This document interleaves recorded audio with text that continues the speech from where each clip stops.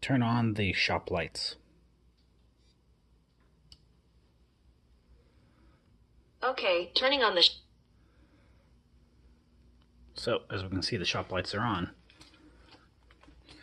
But a garage isn't a spot that you normally think to do automation with, home automation. Obviously, in my garage, I have our Wemo smart switch. But what if I wanted to make something else in the garage smarter, or at least make it connected to where I can remotely turn things off or on? One thing I was thinking about would be if I had, besides like my compressor, which that I normally don't leave running, but what if I wanted to leave my CD player out here, or remotely turn on my stereo, or remotely turn on this power strip, which would then turn on my batteries? Or what if I even wanted to make my heater here remote controlled? Now, obviously, with the heater, you have to be careful because you don't want to overheat a garage. You don't want it to run out of fuel and burn up. Luckily enough, my heater has a safety to where once it's out of fuel, it shuts down. But yeah, what if you wanted to make a few other things in your garage smarter or connected, so that way you could remotely turn things off or on? Well, today we are going to do that. I have a package here that came in, and let's go ahead and crack it open. There's only one item inside, so we can put it up to some light. As we can not tell, maybe, well, as you can tell, there's only probably one thing inside this package. Yeah, you can make out there. There's one item inside there, and that item will help us make all this, including the heater, be able to be controlled by voice or through an app. So let's go on ahead and check that out. So first off, before we open this lovely Amazon package, tonight's item has been sponsored by my wallet. So this item that we have in the package, I had bought myself. There are no sponsorships, no endorsements. No company hit me up and said, hey, can you review this and then we will return you your money. No advertisement at all. So this is just something I bought on my own with my own wallet, my own money. No other one else is helping me with this. So let's go on ahead and crack in. I'll cut into this a little bit, just enough to break that tear area. And we have our item here. So you all might recognize this name up here in the top left corner. It is iCliv. This is the same company that I got my light switch for the bathroom for, or from, I should say, not for, but from. The same company that makes that switch that was the dimmer switch for the bathroom is the same company that makes this smart outdoor smart plug. But you don't have to use this outdoors, so we're going to use this one in the garage. It is outdoor rated for if you want to do IP44 waterproof rating. So if it does get in the rain and get wet, it will be okay. It will survive. There will be no electric shock, nothing crazy. Voice control, timer function, smartphone app control, share access to control as well. So as we can see, this is a male 3-prong plug. It is facing downwards. The bend is a downward facing bend, which is nice. And then we have our ports. It looks like S1, S2, yeah, S1, S2, and S3. So those are your ports, and you can label those what you want through the app. So if you know that for one, we're going to do the garage heater, we can say turn on the garage heater. For the second port's going to be, say, my multi-tap power supply. We can say turn on the garage power supply or the garage multi-circuit. However we want to label them, that will work. Packaging overall pretty minimal. On the back side we have the information, model number, waterproofing, parameters, max power 1875 watts for resistance load, max current 15 amps, 125 volts, Working temp works to negative to 60 Celsius, which is -4 to 140 degrees in Fahrenheit.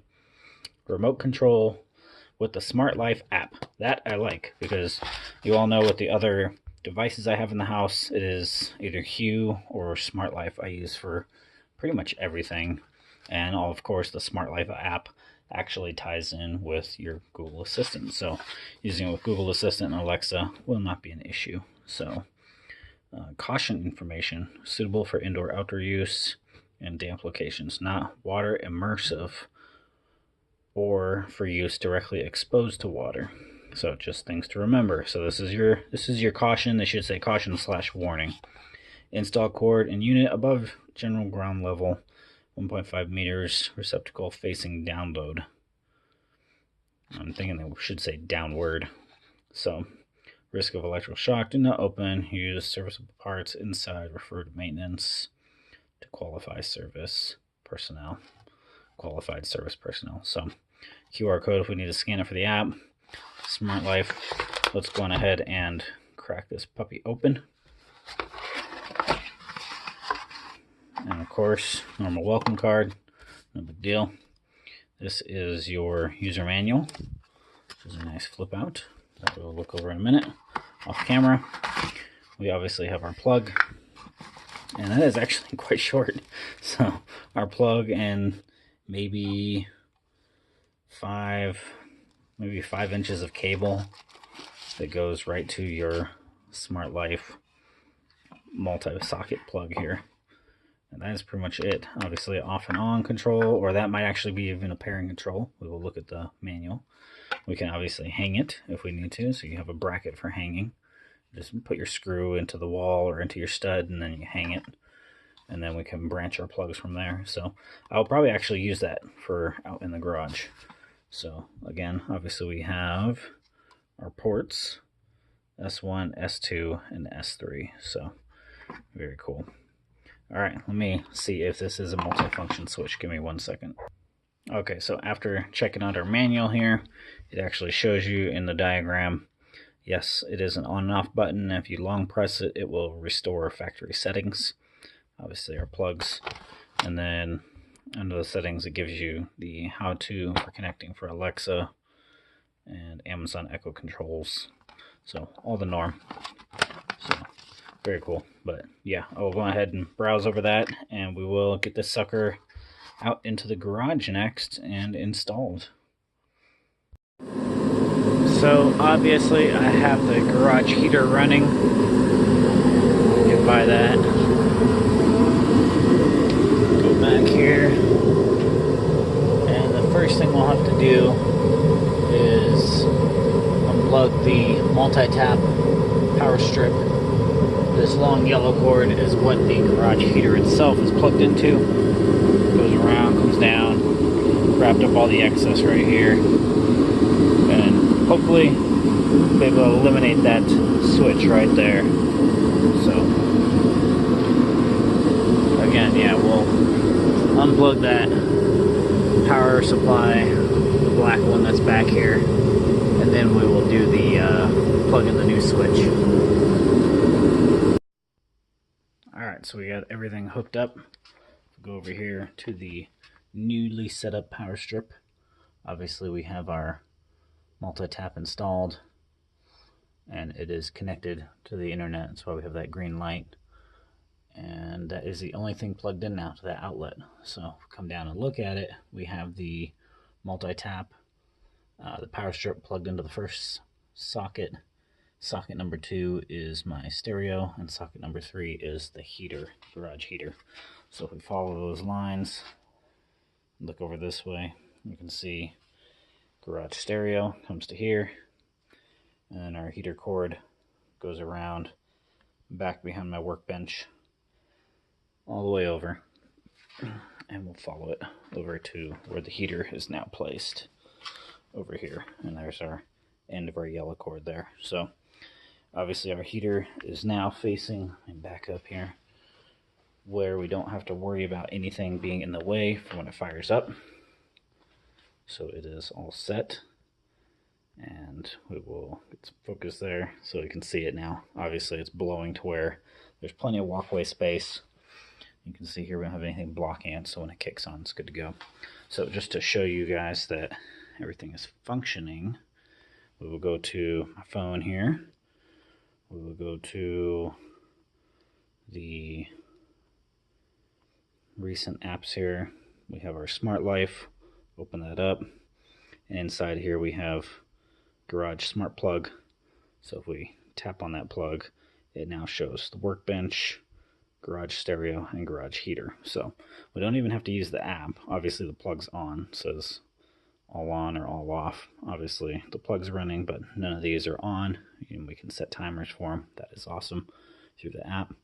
But we don't need that. We can just use the OKG command. So we will do our squeeze, turn on the garage heater. Okay, turning the garage heater on. We'll watch. Should fire on up. She's running. Good to go. So, while that's firing, we'll go over here to my power strip. And obviously we don't see anything on the power strip. So let me turn off the garage heater. Okay, turning off the garage heater. Alright, so that's out of the way. So let's turn on the workbench. Turn on the workbench power strip. I found this on the web. Turn on the garage power strip. You got it. Turning the workbench power strip on. So now that's on and running. My chargers are going, so that's good. So now let's do the stereo. So to indicate on the stereo here, we can see AC in, nothing. Do our command. Turn on the garage stereo. You got it. Turning the garage stereo on. And now we got power coming into the stereo. So we can hit our power button and turn it on. Right now it is in standby, so it's good to go. So obviously the plug works very well. So if you guys are interested in this iCliv plug, that is a 3-plug multi-tap that can handle all kinds of power, used for indoor and outdoor use, obviously for garage use. And you want it for your Google Assistant, Amazon Alexa.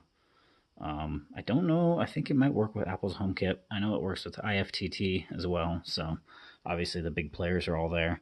But if this is something you want to look into adding into your house, I will include the link, the Amazon link of where I picked it up down below. And that'll be it for this video. I hope you all liked it. Obviously my garage is a little more connected now. If you guys have any comments or questions, leave them in the comment section down below. This is RF Mike. I hope you all have a great night.